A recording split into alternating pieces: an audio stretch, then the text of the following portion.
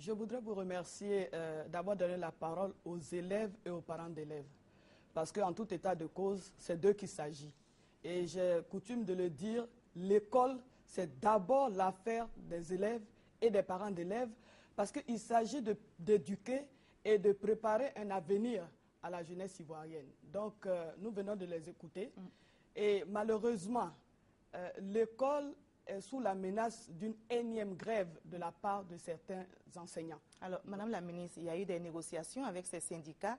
Alors, malgré cela, le mot d'ordre des grèves est maintenu. Quels sont les points d'achoppement? Je voudrais vous dire que nous n'avons pas attendu que les syndicats déposent un préavis de grève. Dès notre prise de fonction en tant qu'enseignants, nous-mêmes, nous avons fait le point de la situation.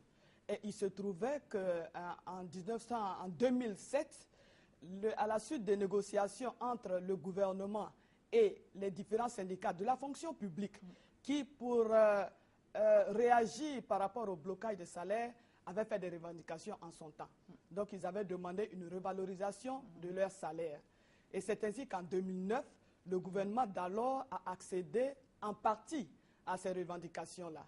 Et donc, la moitié de ce qu'ils ont demandé leur avait été octroyée. Et donc, comme je l'ai dit, dès que nous sommes arrivés, nous avons informé le gouvernement à la suite d'une communication en conseil.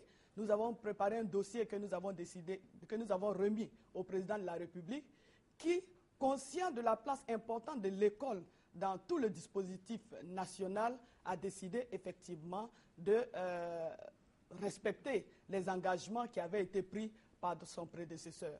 C'est ainsi que sur les 50% restants, le président de la République a décidé qu'en 2013, la moitié de ces 50%, c'est-à-dire 25%... Donc ce sont les revendications en fait des enseignants. Ce sont les revendications des enseignants. Mais je voudrais préciser que cela concerne l'ensemble des fonctionnaires. Et cette précision pas seulement les enseignants. Voilà. Le président de la République a dégagé 42 milliards 600 millions de francs CFA pour satisfaire les revendications de l'ensemble des fonctionnaires, puisque c'est dans le cadre d'un collectif qu'ils se sont regroupés et qu'ils ont fait ces revendications-là. Donc, en tant que présidente du pôle social au niveau du gouvernement, avec l'ensemble de mes collègues qui sont concernés par la question, nous avons fait une répartition de ces 42 milliards 600 millions de francs CFA. C'est ainsi que chacun des départements concernés par cette mesure, les agents membres des différents syndicats de ces départements recevront 25% des 50% restants, et le gouvernement a décidé de payer cela dès la fin du mois de mars 2013. Et ce sont les propositions que vous avez faites à ces Ce sont les propositions que nous avons faites. Et mieux, le gouvernement a décidé de payer le restant, le reliquat de 25% dès 2014.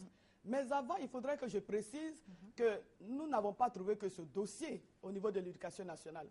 Depuis l'année 1988, de 1988 à 1992, tous les enseignants qui avaient obtenu le CAP n'avaient pas reçu les effets financiers de cette promotion-là. C'est un problème qui ne date pas d'aujourd'hui. C'est un problème qui date depuis 1988. Donc nous avons commencé à payer les effets financiers de cette promotion des enseignants instituteurs de 1988 à 1992. Cela s'élève à 6 milliards. D'un commun accord avec les syndicats, nous avons payé en 2012 2 milliards.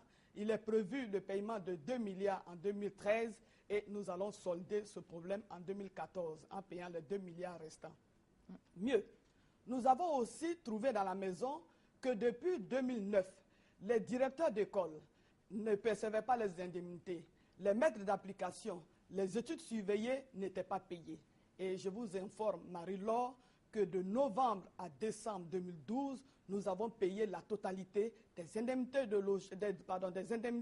des indemnités aux directeurs d'école, les indemnités pour les études surveillées, les indemnités pour les maîtres d'application, et ce problème a été réglé. Alors, donc, pendant les... Allez-y, Madame la ministre. Voilà, autre revendication, il faut savoir aussi que toujours en 2007, les enseignants avaient demandé que 5 000 francs, les 5 000 francs restants de leurs indemnités de logement soient payés. Il faut savoir que par le passé, les instituteurs ne bénéficiaient pas d'indemnité de logement.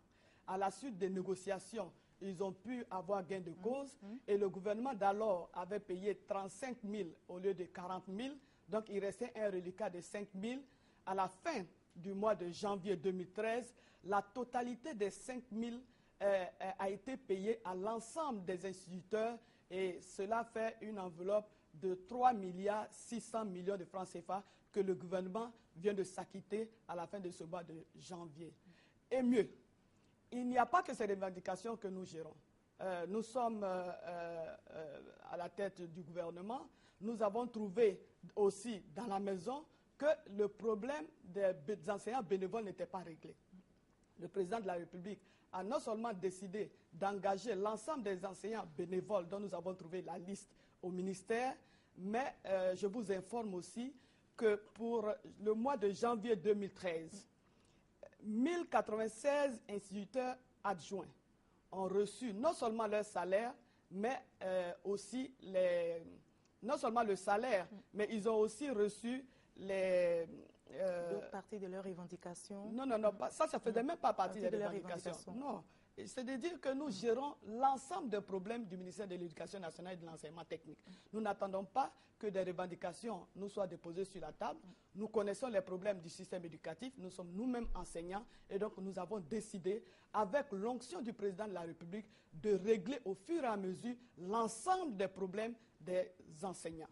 Et donc, comme je le disais, 1096 instituteurs adjoints ont eu leur salaire payé avec rappel, ce qui fait un montant de 3 milliards 653 922 208 francs. Il y a 594 instituteurs ordinaires qui, eux aussi, viennent de bénéficier de leur salaire avec rappel, ce qui fait un montant de 2 milliards 747 919 francs. Il y a 201 enseignants, professeurs du secondaire, qui, eux, viennent d'avoir 970 793 francs. Et il y a 6 assistants aussi d'université. Ce qui fait un total de 7 milliards 416 905 400 francs qui viennent d'être payés par le gouvernement à la fin de ce mois de janvier. Et donc, vous voyez, Marie-Laure, que le gouvernement a fait même au-delà des revendications, non seulement a décidé de régler les revendications déposées par les différents syndicats, mais mieux, le gouvernement a commencé à régler l'ensemble des problèmes qui se posent aux enseignants. Mais je voudrais aussi ajouter, Marie-Laure, que c'est vrai, ces décisions sont prises pour améliorer les conditions de vie des enseignants. Mais à côté de cela, le gouvernement consentit beaucoup d'efforts à améliorer aussi les conditions de travail des enseignants. Et comme vous le savez, pour l'année 2012, c'est 3444 salles de classe qui ont été construites. C'est 11 collèges de proximité qui ont été construits. C'est 100 logements qui ont été construits. À côté de cela, c'est plus de 70 000 tables-bancs qui ont été distribués dans les différentes écoles.